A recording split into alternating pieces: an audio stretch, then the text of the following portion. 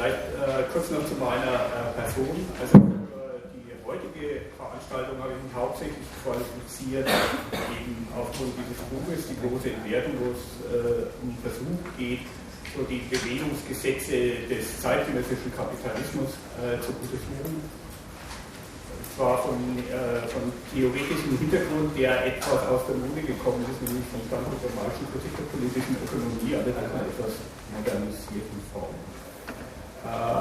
Mit dem spezifischen Thema in dem Buch, da geht es eben mehr um die allgemeinen Gesetzmäßigkeiten, nach denen diese Art von Kapitalismus funktioniert. Und in dem heutigen Vortrag, der ist ja enger auf die Euro-Krise zugespitzt, mit dem ich auch zusammen mit meinem Co-Autor vor vielen Jahren schon mal auseinandergesetzt, nämlich habe eine Studie geschrieben mit ihm zur Euro-Einführung für die Bundestagsfraktion damals der PDS, damals noch Partei, also 96 rum war das. Und jetzt zu sehen, dieses Thema wieder auf der Agenda.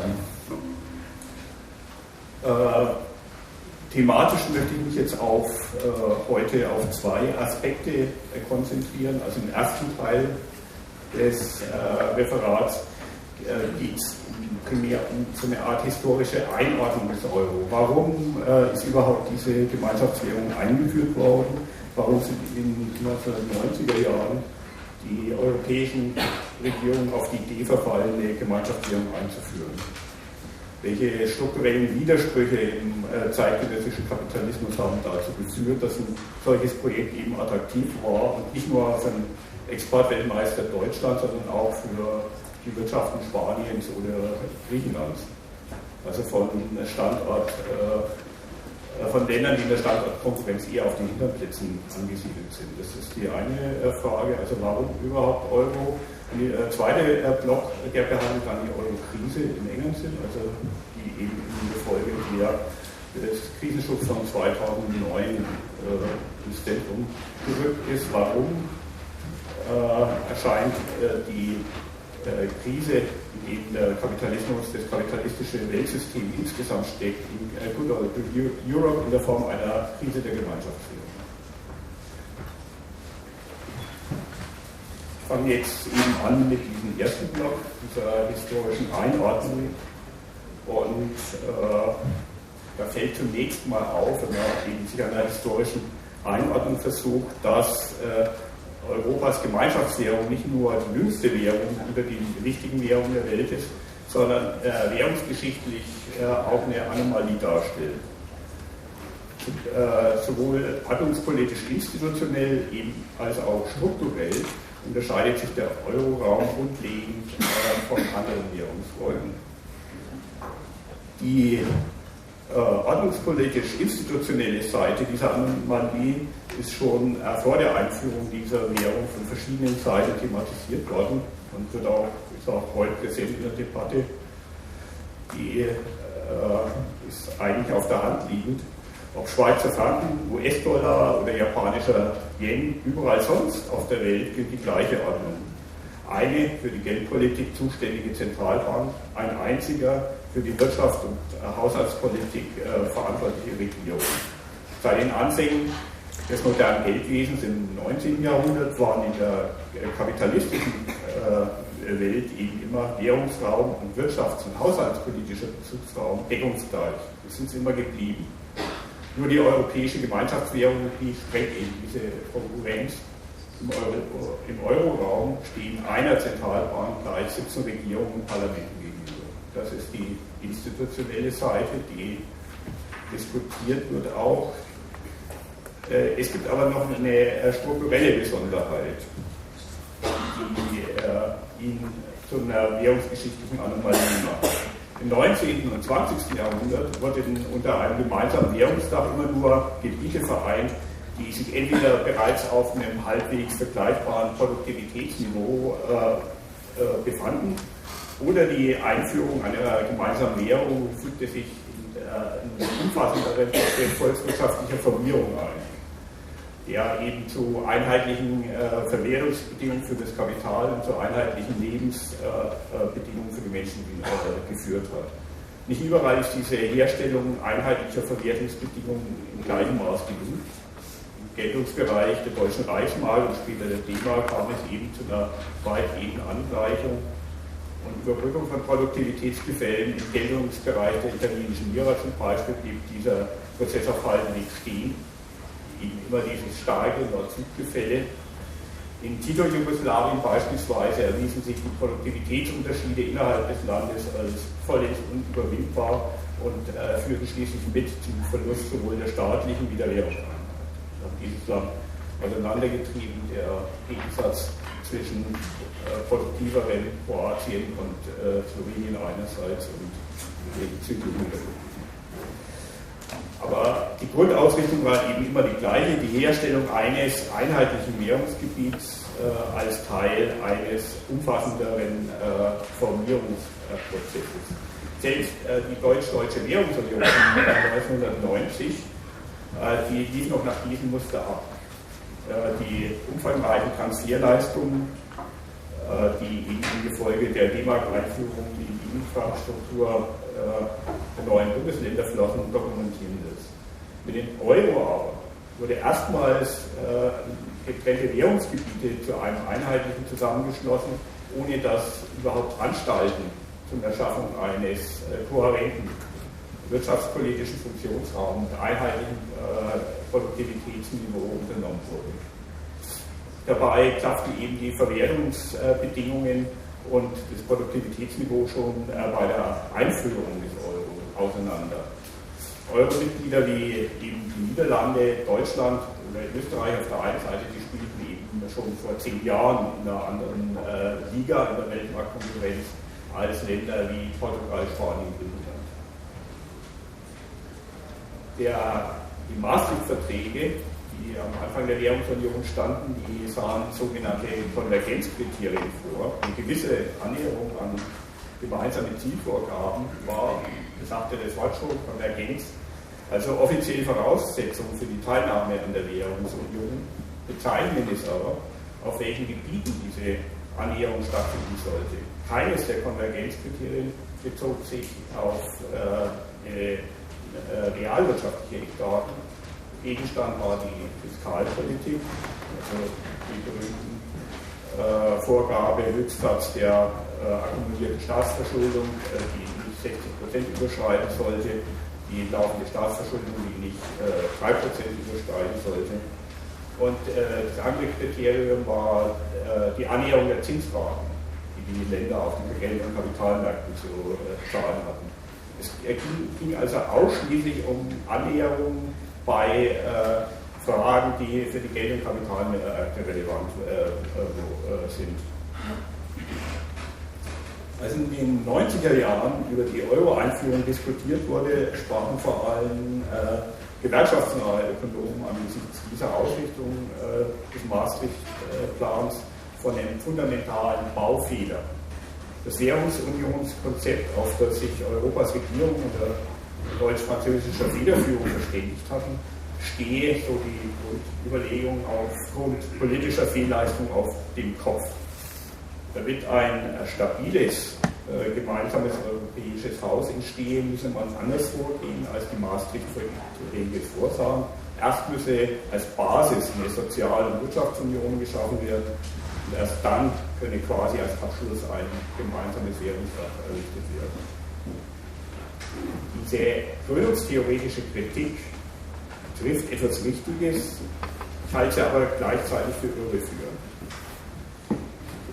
Gehe zunächst mal aufs Wichtige ein. Sie ist wichtig, weil die Vereinigung von Volkswirtschaften, die auf unterschiedlichen Produktivitätsniveaus angesiedelt sind, unter einem Währungstag längerfristig für die schwächeren Volkswirtschaften verheerende Folgen haben.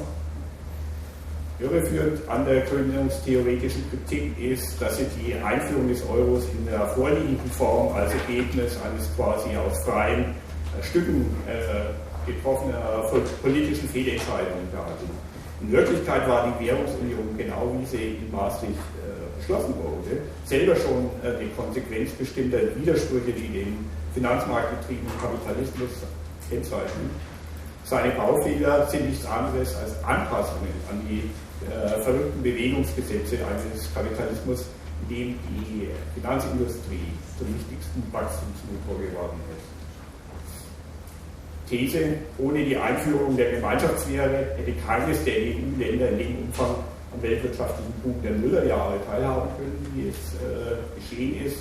Dieser Vorteil wird aber damit bezahlt, dass der Euro als ein genuines Kind der Epoche des finanzmarktgetriebenen Kapitalismus von seinen eigenen Widersprüchen zerrissen wird, sobald dieses System in die Krise gerät, dieses von fiktiver Kapitalschöpfung getriebenen System. Ich fange zunächst mal mit dem berechtigten Moment der gründungstheoretischen Position an. Betrachtet man die Konkurrenzverhältnisse auf den Gütermärkten, also ich betone, ich habe im Augenblick nur die Gütermärkte im Auge, also da, wo Autos produziert oder Tomaten hergestellt werden, nicht die Geld- und Kapitalmärkte, nur die Gütermärkte. Wenn man die allein betrifft, dann wirft die Einführung von einer Gemeinschaftswährung für Länder, die sich auf unterschiedlichem Produktivitätsniveau bewegen, ein ganz zentrales Problem ein. Mit der Einführung einer Gemeinschaftswährung verlieren die zurückbleibenden Volkswirtschaften, die im Produktivitätsniveau Wettlauf nicht mithalten können, das Instrument, mit dem sie das heimische produzierende Gewerbe gegen die überlegene Konkurrenz der Partnerländer schützen können, nämlich die Möglichkeit, ihre eigene Währung abzuwerten. Solange sie darüber eben verfügen, über eine eigene Währung, besteht die Möglichkeit, durch Abwertung die Konkurrenzsituation auf den Gütermärkten zu verbessern. Driften dagegen innerhalb eines Währungsraums die Produktivitätsniveaus auseinander, unter einem gemeinsamen Währungsdach, dann werden eben die schwächeren Volkswirtschaften auf den Gütermärkten konkurriert. Und es kommt zur Ausbildung sich immer weiter verschärfender Handelsbilanzungleichgewichte. Solange für das Wohl und Wehe eines Standorts primär die Konkurrenzposition auf den Gütermärkten entscheidend ist, verbietet es sich eigentlich für die schwächeren Volkswirtschaften, sich auf ein derartiges Abenteuer einzulassen. Das habe ich jetzt in dieser Folie die zentralen Punkte nochmal zusammengefasst. Wie schon betont, hier geht es um klassischen Kapitalismus, in dem eben noch die Produktion für die realen Gütermärkte das Zentrum bildet und die Geld- und Kapitalmärkte national begrenzt werden. In diesem Typ von Kapitalismus ist es eben, sich für die im Produktivitätswettlauf zurückbleibenden Ländern kontraproduktiv auf dieses Wechselkursventil zu verzichten. Warum ist es in Europa trotzdem zu einer Währungsunion gekommen? Warum waren auch die schwächeren Volkswirtschaften wie Griechenland oder Irland auf den Ausbau dieses Wechselkursventils versessen? Die Antwort ist in der Strukturveränderung zu suchen, die das kapitalistische Weltsystem in den 80er Jahren und wenn man den historischen Einschnitt setzen will, seit dem Reaganomics durchgemacht hat. Als in den 80er Jahren nach einer langen Stagnationsphase die Weltwirtschaft wieder auf Grün kam, wurde dieser Boom nicht mehr von der Expansion realwirtschaftlicher Sektoren getragen, sondern eben von der explosionsartigen Ausdehnung der Finanzindustrie. Der Motor der Kapitalvermehrung war nicht mehr so sehr die Mehrwertproduktion des fungierenden Kapitals, die Vernutzung lebendiger Arbeit bei der Fabrikation von Autos und Co., sondern die Vermehrung von Schuldtiteln, von Aktien und anderen Finanzmarktprodukten. Und gleichzeitig nahm eben diese Finanzindustrie einen transnationalen Charakter an. In früheren Stadien kapitalistischer Entwicklung waren die Geld- und Kapitalmärkte noch national organisiert gewesen. Die Beschaffung von Geldkapital konzentrierte sich im Wesentlichen auf den eigenen Währungsraum.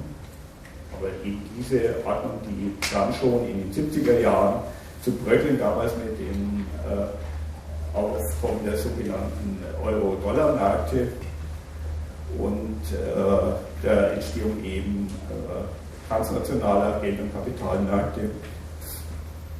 Und im Zeichen eben dieser neuen Art von Kapitalismus ist in den Zeiten der neoliberalen Revolution wurde Geldkapital zu der Ware, die am allerleichtesten um den Globus flutscht und eben auf dem transnationalen Markt erhöht wird.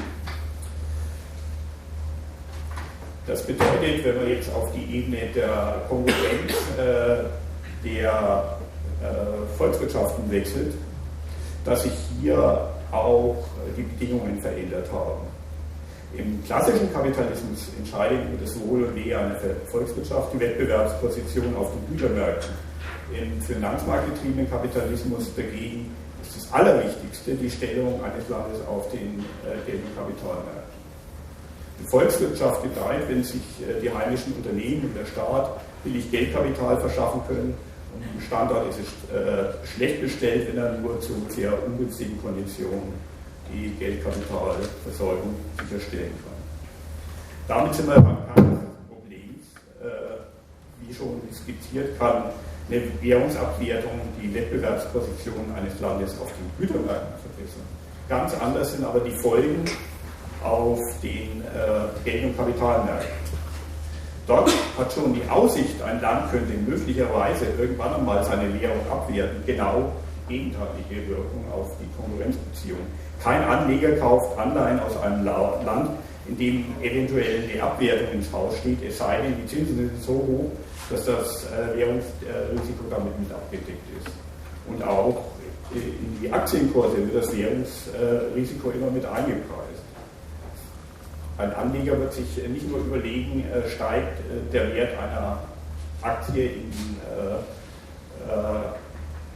in der, also für die Frage, ob ich mir eine Aktie in Amerika kaufe oder nicht, ist nicht nur relevant, ob dieses Unternehmen einen Gewinn machen wird, sondern auch nicht die Entwicklung des Dollarkurses einschließen, also Anleger. Damit ergibt sich eben dieses Schema, das abweichend ist. Eben zum Unterschied zum klassischen Kapitalismus, der finanzmarktgetriebene Kapitalismus, bei dem der Motor eben der Kapitalakkumulation im finanzindustriellen Sektor zu suchen ist und diese Geld- und Kapitalmärkte transnational werden, hängt die Wettbewerbssituation eines Landes primär von der Position auf den Geld- und Kapitalmärkten ab. Und da wird eine schwankende Abwertung die Wettbewerbssituation verschlechtert. Das ist ganz zentraler Punkt. Also hier zwei sich widersprechende Tendenzen zu kämpfen. Auf der einen Seite eben die Imperative, die von der Realwirtschaft ausgehen würden, also von der Konkurrenzsituation auf den Gütermärkten, da wäre eine Abwertung opportun und auf der anderen Seite der Imperativ, der von den Geld- und Kapitalmärkten ausgeht. Diesen Übergang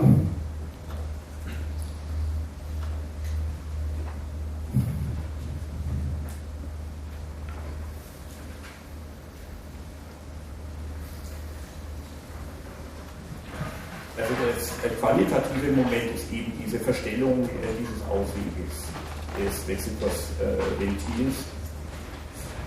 Also dass eben diese Vorteile für die auf den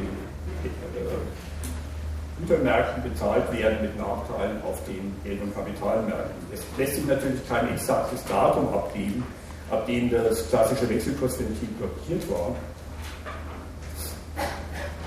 Die Entwicklungstendenz ist aber eindeutig. In den 70er Jahren waren Abwertungen noch gang und gäbe.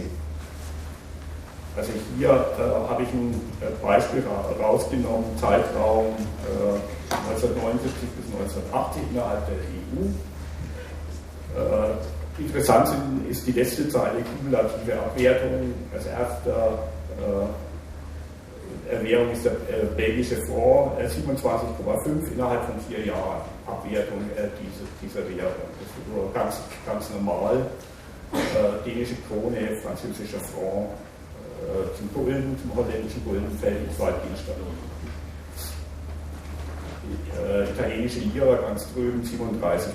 Das ist so die Konstellation, die in den 70er Jahren bis zu diesen Einschnitt die vorherrschende ist. Aber eben auch nicht nur in Europa, sondern überhaupt weltweit. Also auch die USA haben zum Beispiel in den 70er Jahren ganz bewusst eine Politik betrieben eines sinkenden Wechselkurses, mit dem sie ihre Wettbewerbssituation eben verbessert haben. Sie haben ihre Währung fallen lassen, um eben sich gegen ihre Konkurrenten durchsetzen zu können. Diese Konstellation hat sich im Laufe der 1980er Jahre verändert. Die wurden Abwertungen immer seltener und gegen Ende des Jahrzehnts versuchten die meisten Regierungen dieser Welt, Währungsabwertungen um jeden Preis zu verhindern. Gerade wegen dieser Abhängigkeit von den Geld- und Kapitalmärkten und der Versorgung da. Länder wie Argentinien oder Mexiko koppelten in den 90er Jahren ihre Währung offiziell einseitig an den US-Dollar, um sich eben diese günstige Geldkapitalversorgung zu sichern, um eine Wettbewerbsposition auf diesen Märkten zu haben. Das konnten diese Länder zwar auf Dauer nicht durchhalten, die Korrekturen gingen aber nicht mehr von der Wirtschaftspolitik aus, die da bewusst eben auf Abwertung gesetzt hätte. Vielmehr sorgten Fluchtbewegungen aus den künstlich überbewerteten Währungen für die Anpassung der Wechselkurse an die realwirtschaftlichen Konkurrenzbedingungen. Da waren es also quasi die Bewegungen, die spekulativen Bewegungen, die das Realitätsprinzip dargestellt haben, die diese Überbewertung dann zurückgenommen haben und runtergekühlt haben.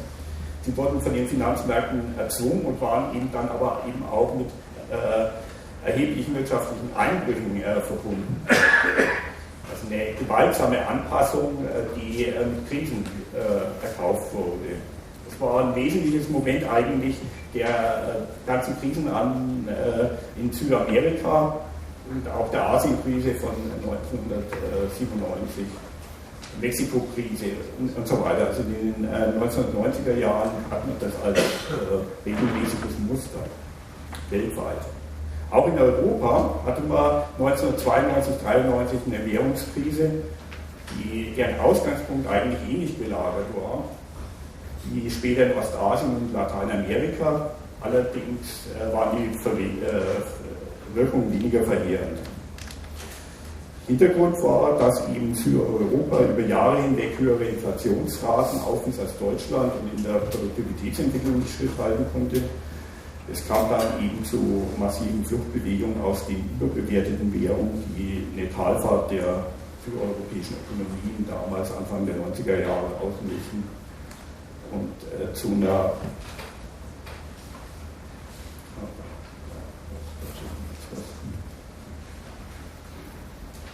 einer massiven Abwertung von Franc und Lira dann eben gegenüber den D-Mark führte. Wenn man sich diese gewaltsamen Verschiebungen in der Wechselkursrelation anguckt, was die für die Zukunft bedeuteten, also die damals eben schon anvisierte Einführung einer Einheitswährung, dann ist klar, dass sie darauf verwiesen, dass nach wie vor massive realwirtschaftliche Ungleichgewichte innerhalb Europas bestehen. Und insofern war diese Krise von 1992, 1993 ein Menetekel für die geplante Einheitswährung. Auf der anderen Seite war sie aber in gewisser Weise auch ein Glücksfall für das Projekt Euro. Ein Glücksfall deswegen, weil die neue Währung nach diesem großen Entwertungsschub eben mit Umtauschrelationen an den Start ging, die für die Realwirtschaften der schwächeren Länder relativ günstig waren. Das war auch bekanntlich bei der Deutsch-Deutschen Währungsunion anders und dementsprechend ging die eben mit massiver Deindustrialisierung einher. Es dauerte jetzt hier in Europa nach der Währungsunion einige Jahre, bis sich diese strukturellen Ungleichgewichte zwischen den Partnerländern, die eben in der Vergangenheit über gewollte oder vom Markt erzwungene Wechselkursanpassungen ihren provisorischen Ausgleich gefunden hatten, wieder in schönster Schärfe reproduziert hatten. Ich habe hier die für diese Notwendigkeit von Abwertungen zentralen Indikatoren im Vergleich. Das eine ist die Entwicklung der Inflation. Da sehen wir also in diesem Zeitraum, der hier zusammengefasst wurde, 1999 bis 2011, doch eine deutliche Diskrepanz zwischen Deutschland 24,6% bis eben Griechenland 53,0%. Das ist also normalerweise muss das Auseinanderklaffen des inneren Werts über eine Anpassung des äußeren Werts korrigiert werden, passiert hier nicht. Fast noch wichtiger ist allerdings die andere Spalte, nämlich die Lohnstückkostenentwicklung. Lohnstückkosten sind der Lohnanteil, der in einem bestimmten Warenquantum dessen Geldwert steckt. Also 100, ja. Und der ist für die Konkurrenzposition mit der entscheidende Wert. Und da haben wir also eine besonders eklatante Diskrepanz mit einem Ansteigen der Lohnstückkosten in Deutschland von 7,7% und schon in Frankreich also das Vierfache. Und das ist eben eine Diskrepanz, die nach Ausgleich drängt eigentlich.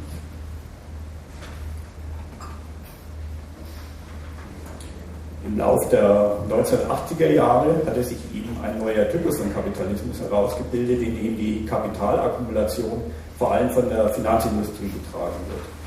Diese hatte primär die Vermehrung von Aktien und Schuldtiteln zum Inhalt oder um Ausdruck zu verwenden, den Marx dafür benutzt, die Vermehrung von fiktivem Kapital. Das bedeutet allerdings auch, dass sich die internationale Arbeitsteilung ihren Charakter verändert. Das ist das Wichtigste an der internationalen Arbeitsteilung. Im klassischen Kapitalismus hieß internationale Arbeitsteilung, dass unterschiedliche Volkswirtschaften unterschiedliche Gütermarktsegmente beherrschen und beispielsweise Autos gegen landwirtschaftliche Produkte tauschen. Seitdem die gesamte Weltwirtschaft auf einer explosionsartigen Vermehrung von Eigentumstiteln beruht, besteht der zentrale Inhalt der internationalen Arbeitsteilung darin, dass die einen Länder Zahlungsversprechen für die Zukunft exportieren und die anderen im Gegenzug Waren wie Autos oder Maschinen. Das ist der zentrale Treibgewinn der Weltwirtschaft. Die einen exportieren Zahlungsversprechen und die anderen exportieren Waren. Das eine ist vom anderen abhängig. Das kapitalistische Weltsystem kann eben auf diese Weise durch diese Aufhäufung von Zahlungsversprechen auf künftigen Reichtum, der noch nicht produziert worden ist, künftigen kapitalistischen Reichtum vorgreifen. Und die anderen, die auf den Realgütermärkten präsenten Volkswirtschaften, die haben eben die Möglichkeit, dort ihre Waren abzusetzen. Wenn man die Weltwirtschaft als Ganzes betrachtet, dann beruht deren Wachstum seit den Reagan-Jahren vor allem auf dem sogenannten pazifischen Defizitkreislauf. Die USA eben verschulden sich bis zur Halskrause oder geben Aktien aus, die für Anleger attraktiv sind in den 90er Jahren, das zentrale Ding, und ermöglichten damit im Gegenzug der japanischen, der chinesischen, aber eben auch der deutschen Wirtschaft Exportkonjunkturen. Die Einführung des Euro hat Länder wie Spanien und Italien für Kapitalanleger in einer Weise attraktiv gemacht, wie es vorher eben nicht der Fall war. Durch den Ausbau des Wechselkursventils vor Abwertungen eben ein für alle Mal geschützt, gemeinsame Währung heißt mehr Abwertung, hat es Spanien, Griechenland und Irland in einem Maß eben geschafft, in verschiedenen Sparten dieser Eigentumstitelproduktion zu realisieren, wie das diesen Ländern sonst nicht möglich gewesen wäre. Da kommt eben das Geheimnis des Erfolges der Euro Einführung, also die glückliche Phase, nämlich lässt sich diese verbesserte Wettbewerbssituation auf den Geld- und Kapitalmärkten ablesen an dieser Statistik, die repräsentiert die Entwicklung der Zinsraten, die diese Länder zu begleichen haben bei Verschuldung auf den Geld- und Kapitalmärkten. Wir sind in Zeichen hier am Anfang der Aufzeichnung, also 1993, 1994 ist die Diskrepanz noch eklatant. Das ist eben die Zeit, wo noch Abwertungen auch gewaltsam sich durchsetzen.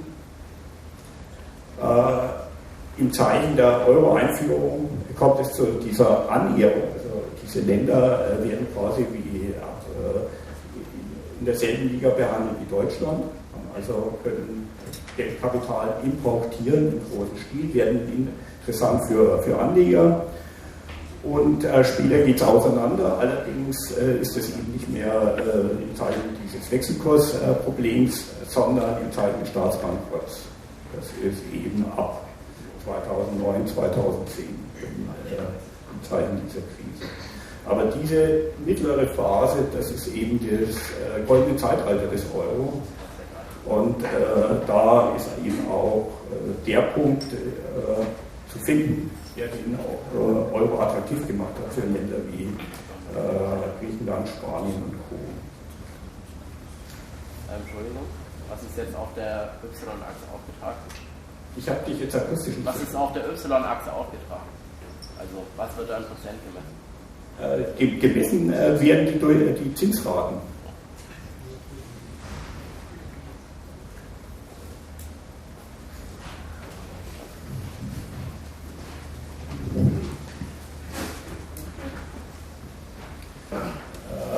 Über diese Angleichung und eben diese Attraktivität für Geld- und Kapitalanleger ist neben diesem Hauptmotor der Weltwirtschaft, diesem pazifischen Kreislauf, wo die USA sich verschulden und im Gegenzug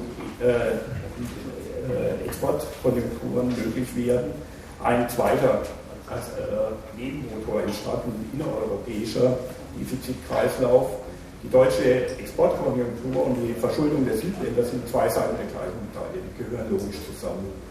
Das Europa wirtschaftlich eben als immer schwindelerregendere Dimension in annehmender Tausch von südeuropäischen Zahlungsversprechen gegen deutsche Gütermarktwaren funktioniert, ist eben ein Prozess, der Teil dieses Booms war, der aber eben auch nicht einfach rückläufig gemacht werden kann, es sei denn um den Preis gewaltiger Entwertungsschübe, die zum Kollaps der europäischen Wirtschaft führen würden. Wie betont, hat die Euro-Einführung zunächst einmal ganz erheblich zur Attraktivität südeuropäischer Eigentumstitel beigetragen. In Spanien waren es vor allem die Immobilienspekulation in die ausländisches Geldkapital floss. Auch in Irland spielte diese neben den Anlagen im dortigen Bankensektor eine Rolle. Hauptding war der Bankensektor. In Griechenland war es dagegen von Anfang an vor allem der Staat und seine Schuldtitel, der eben da das Ziel des Einkaufs war. Dementsprechend unterschiedlich fielen die Höhen der Staatsverschuldungen aus in diesen Ländern vor dem Krisenschub 2008. In Irland, um ein Extrembeispiel rauszunehmen, lag sie gerade mal bei 24% des Bruttosozialprodukts, also weit über der deutschen. Allein deswegen, weil der Träger eben dieses Booms war privates fiktives Kapital, das in den Bankensektor gedrängt hat. In Griechenland war es schon zu Startzeiten der Krise die Staatsverschuldung bei 120% des Bruttosozialprodukts. Eines war aber eben allen gemeinsam, die Nachfrage nach diesen Eigentumstiteln, die wurde immer von privaten Akteuren, von privaten Anbietern getragen.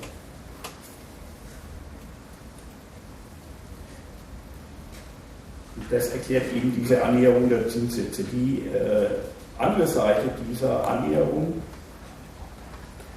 nämlich wie sehr im Gegenzug vor allem die deutsche Exportwirtschaft profitierte. Das lässt sich an der Entwicklung der Industrieproduktion unter anderem ablesen. Also wir sehen wieder, das sind jetzt 3 Länder im Vergleich, Deutschland, Spanien, Italien, wie sich da eben jeweils die Industrieproduktion entwickelt hat. Bei dieser spanischen Entwicklung, dass trotz dieser Verschlechterung der Wettbewerbssituation auf den realen Gütermärkten gestiegen ist vor allem der Immobilienblase zu schulden. Das ist schlicht und einfach die Bauindustrie, die das spanische Wachstum getragen hat. Das wird vielleicht deutlich bei der nächsten, das sind die Handelsbilanzdefizite, wie die sich entwickelt haben. Also da ist eben die Produktion für den heimischen Markt bei der Bauindustrie mittendrin. Und da sehen wir eben diese Diskrepanz, in der sich eben genau dieser Mechanismus, den ich erwähnt habe, ausdrückt. Handelsbilanzdefizit heißt ja, das ist das Defizit auf den Gütermärkten, im Gegenzug dann eben Eigentumstitel von Zahlern. Da verweist dieses Handelsbilanzdefizit auf diesen Kreislauf, auf diese Maschine, in der eben Wachstum generiert wird aus Kapital, was aus der Zukunft geholt wird.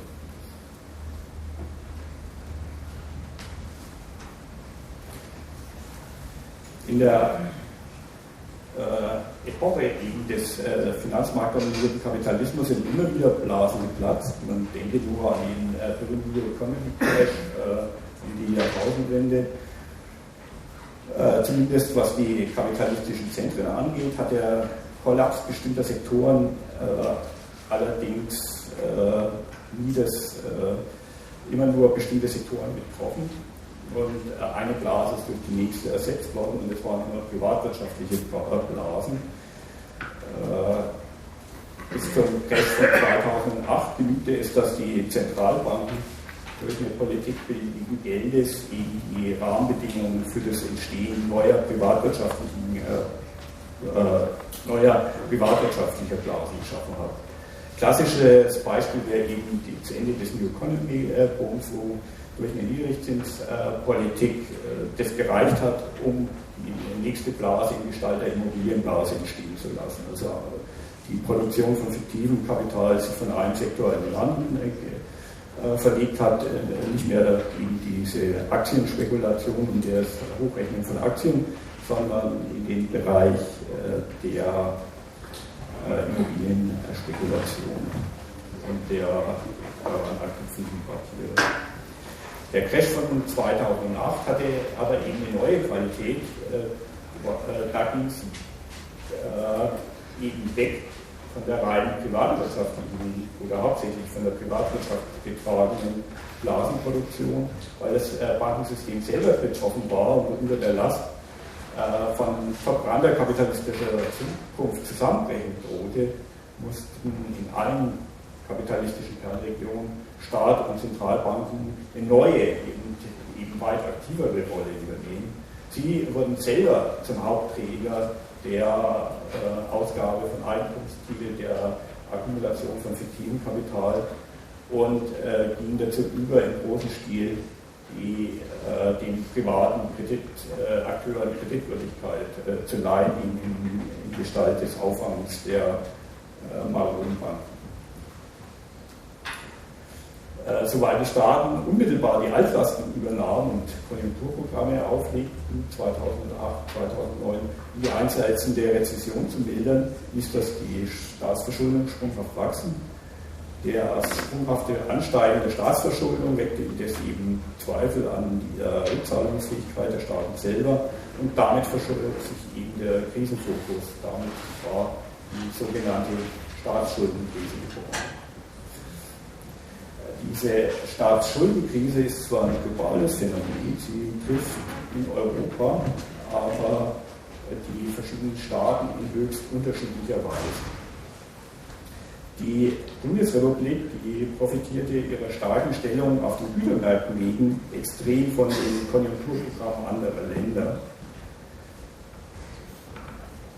Das lässt sich an dieser Statistik der Wachstumsziffern festmachen. Wir haben also im Jahr 2009 dann massiven Einbruch, gerade in Deutschland, mit Rückgang des Bruttosozialprodukts von 5,1%.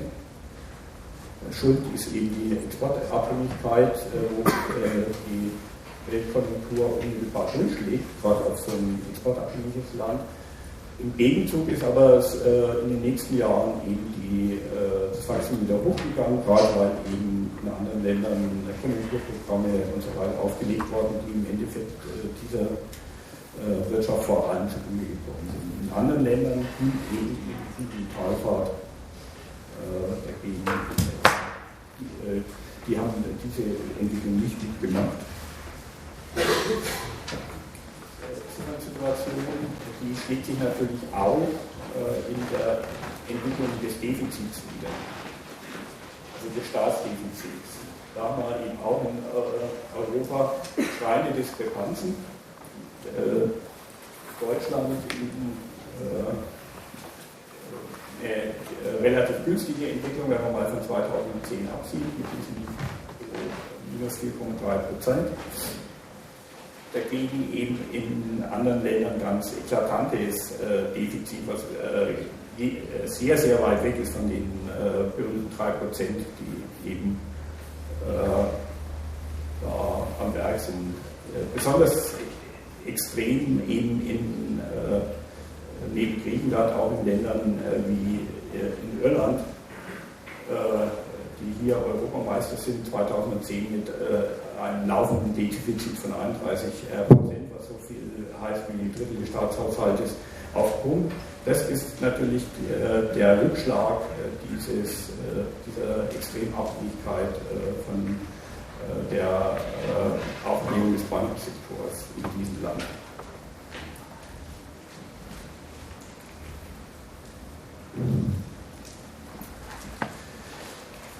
Wir haben also eine andere Entwicklung in den südlichen Ländern als in Deutschland. Diese Entwicklung bringt eben die Länder jetzt von zwei Seiten unter Druck.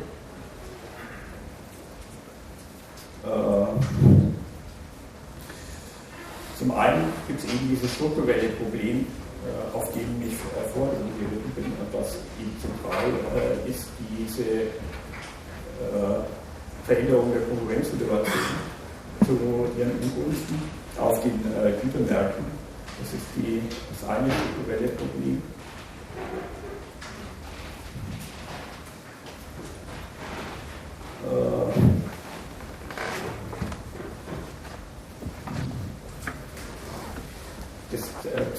Das eben sich akkumuliert hat über die Jahre und immer da war, aber eben immer stärker geworden ist. Gleichzeitig ist eben aber auch die gute Position auf die Geld- und Kapitalmärkten erfolgt, die durch die Euro-Einführung ermöglicht worden war. Die Eigentumsziele von den privaten Akteuren aus diesen Ländern lassen sich angesichts der wirtschaftlichen Talfahrt kaum mehr absetzen, und auch der Staat als Schuldner ist von dieser Kapitalflucht betroffen.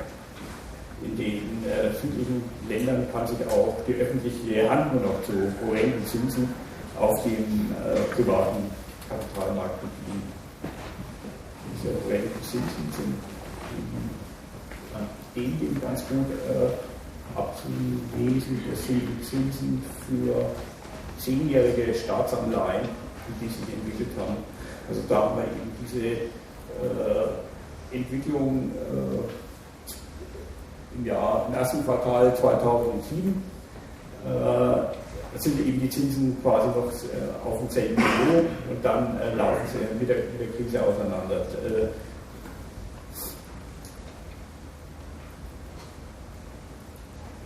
Diese Verlagerung findet schon, also dahinter steckt natürlich auch eine massive Kapitalflucht.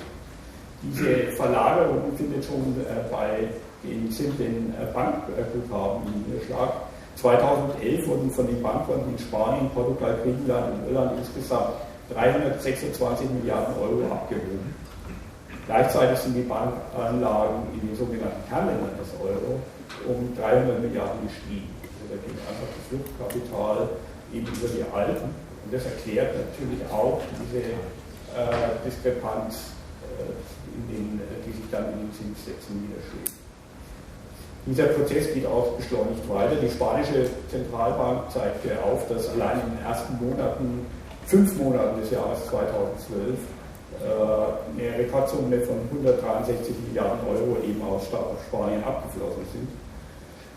Der gemeinsame, die Eurozone umspannende Geld- und Kapitalmarkt hat sich eigentlich de facto aufgelöst. Es gibt keinen europäischen Geld- und Kapitalmarkt mehr, jedenfalls keinen privaten. Und angesichts von 9,2 Billionen Schulden, die die Banken Irlands, Italiens, Portugals und Spaniens angehäuft haben, ist da nicht unbedingt mit einer dauerhaften Umkehr zu rechnen. Die Länder Südeuropas haben allesamt in den letzten Jahren eine wirtschaftliche Abwärtsspirale durchgemacht, die bekannt ist. Ich habe es vorhin auch in dieser Statistik Niederschlag findet. Die wäre allerdings längst in den freien Fall übergegangen, wenn nicht Ersatz für den verlorenen Zugang zu den privaten Geld- und Kapitalmärkten gefunden worden wäre. Und der Defizitkreislauf, von dem ich gesprochen habe, also Tausche, Eigentumstitel dafür, dass gegen Autos und Co., der läuft unter veränderten Vorzeichen eben weiter. Auf welchen Wegen geht das vonstatten? Der in der Öffentlichkeit bekannteste und am meisten diskutierte Aspekt betrifft die Refinanzierung der Staaten, um die horrenden Zinssätze zu drücken, zu denen, da sind sie noch einmal im Bilde,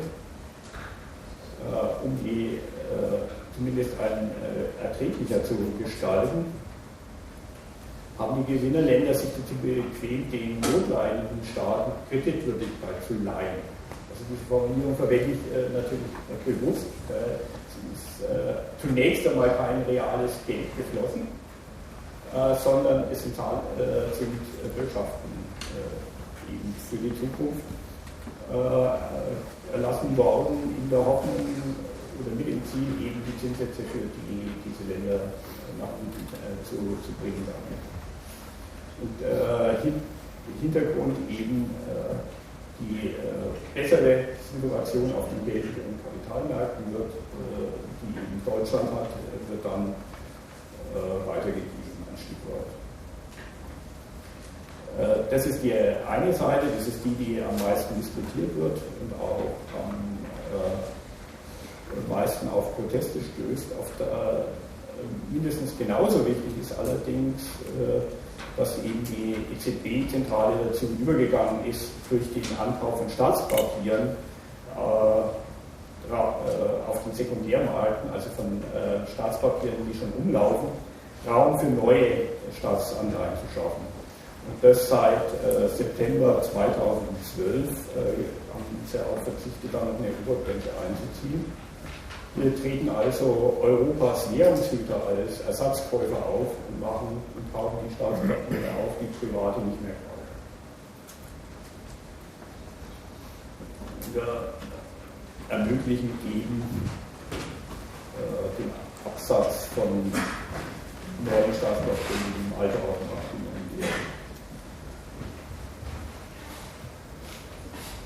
Dieser Aufkauf von Staatspapieren ist genauso wenig ein spezifisch europäisches Phänomen wie die extreme Niedrigzinspolitik der EZB, die die Wirtschaft auf Touren bringen soll und die Aufbelegung eben entsprechend mit dem Aufkauf von allen möglichen Papieren der Bilanzsummen der EZB. Beides läuft beispielsweise in den USA ähnlich. Also das ist jetzt die Bilanzsumme des Eurosystems und der FED.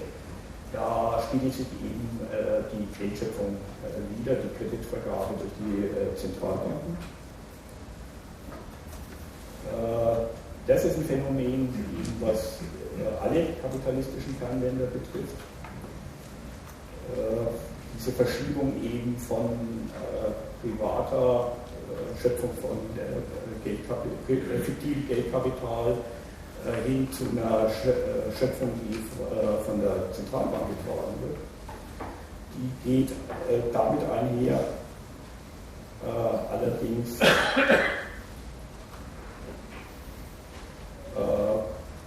das gehört ja eigentlich nicht. Dass ich bin jetzt noch auf der Ebene der Frankfurter Zentralbank, also was die Zentrale macht. Der Aufkauf der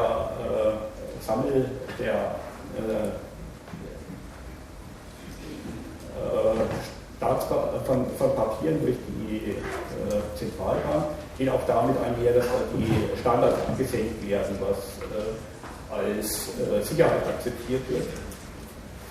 Also das Wichtigste ist eben, den Zusammenbruch da zu verhindern, und da nimmt man eben dann auch alles Mögliche in Kauf. Das schlägt sich ein Stück weit in dieser Statistik nieder, unter dem Begriff der nicht marktfähigen Sicherheiten. Also Sicherheit ist einfach, was eine Bank oder sonstiger Schuldner bei der Zentralbank zu hinterlegen hat für eine Kreditaufnahme. Da waren das halt früher erstklassige Aktien, und jetzt wird alles genommen oder muss genommen werden. Also zum Beispiel, um vielleicht plastischer zu machen, figuriert unter diesen Sicherheiten mittlerweile, die bei der Zentralbank gelandet sind, auch portugiesische Staatsanleihen zu niedrigem Zinssatz, die irgendwann 1943 ausgegeben sind und die am 31.12. 9.999 fällig werden. Also ungefähr auf dem Niveau eines rostigen Fahrrads. Ja.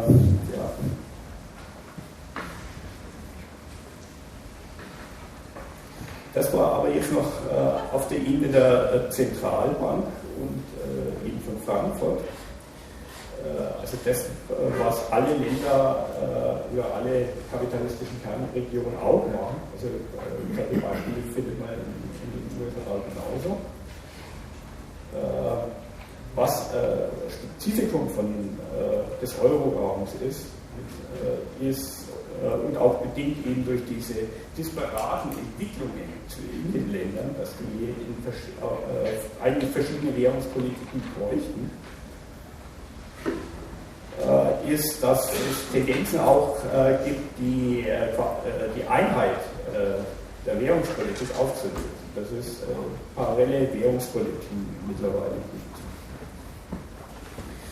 Das heißt im Klartext, dass sich Formen entwickelt haben, wo die Länder, insbesondere Südeuropas, gezwungen sind, weil sie anders nicht so Geld auf dem Geld- und Kapitalmärkten nicht landen können, Formen der Geldschöpfung zu fabrizieren. Ein Instrument sind diese sogenannten ELA-Kredite. Diese ELA-Kredite sind gedacht und eingeführt worden als so Notfallkreditgabe im Fall von kurzfristigen Krisen. ELA ist eine Abkürzung für Emergency Liquidity Assistance. Also dieser Zacken, den man im Jahr 2008 sieht, das ist noch unmittelbar die Wirkung der Lehman Brothers Pleite. Da hat man also anders formuliert. Normalerweise leihen sich die Banken untereinander, die Geschäftsbanken, kurzfristige Gelder, die sie im Augenblick nicht brauchen, für 24 Stunden oder sowas. Und dieser Interbankenmarkt, der ist eben wie Lehman Brothers pleite gegangen ist, völlig zusammengebrochen, weil die Banken sich halt misstraut haben gegenseitig. Und in der Situation ist die Notenbank eingesprungen, auch die deutsche.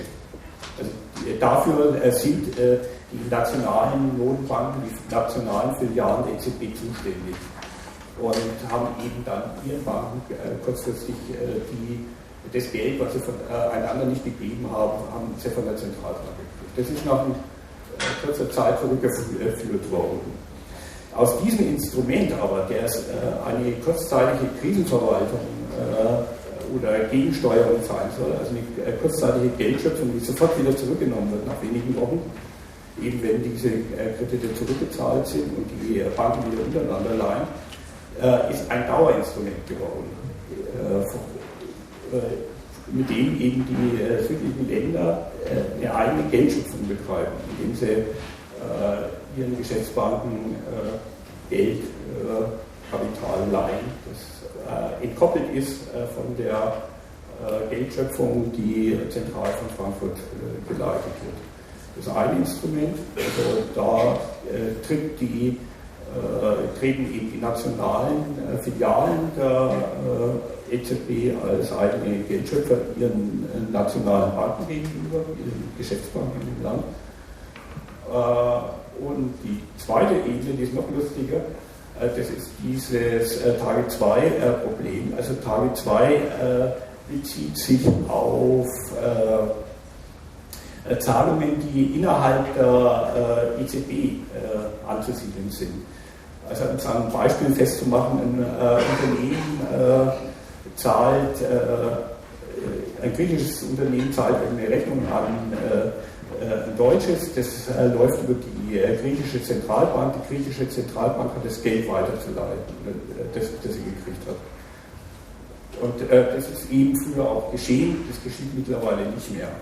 Also die lassen einfach Schulden gegenüber der Zentrale auflaufen in nationalen Banken.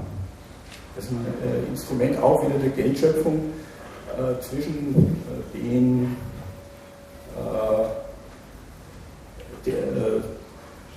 innerhalb der europäischen Zentralbank, weil die halt nationale Filialen hat, die da eine eigene Verschuldungsmöglichkeit sich eröffnet haben. Also das sind alles Mechanismen, also diese beiden letzten eben, wo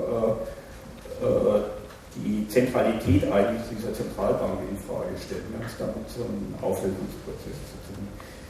Wobei meine Kritik jetzt eben auch keine ist, diese Ausführung sollte man jetzt nicht moralisch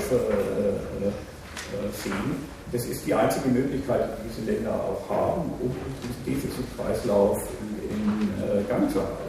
Und ist eigentlich auch eine alternativlose Entwicklung auf dieser, also die Alternative wäre eben der Absturz.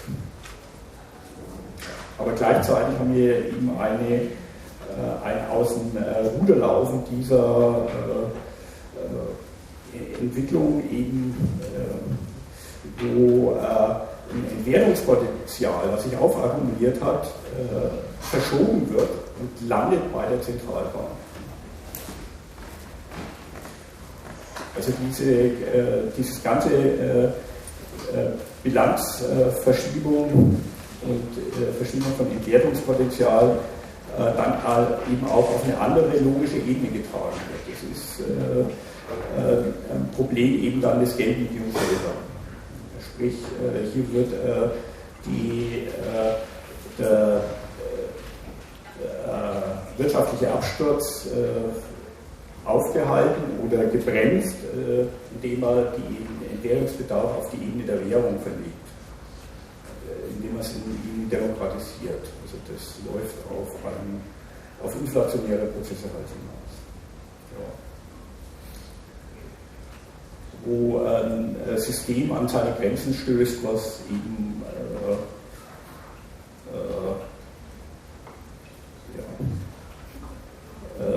abhängig geworden ist von dieser Vorgriffslogik, von denen, die eben zuerst privat gelaufen ist und jetzt unter der